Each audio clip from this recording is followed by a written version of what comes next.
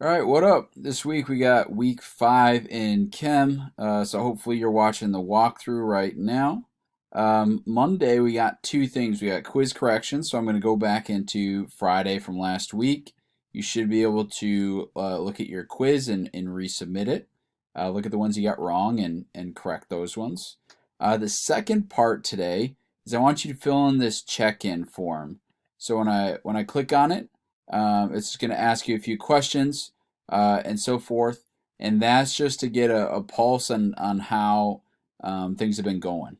So one thing to note about that is you're going to get credit for filling it out. So that's really all we got going on. Tuesday, you should watch this video for directions on how to do this activity, and then fill it out. So it's just learning about toxicity and dosage, and that's related back to solutions or concentration. Wednesday, we're taking notes on concentration using a PowerPoint by watching a screencast. Thursday, we have the concentration quiz. There's some optional review problems in here if you want to do that. But Friday, there's no school because the teachers are just working on how to best move forward now that we know school is going to be online for the rest of the year.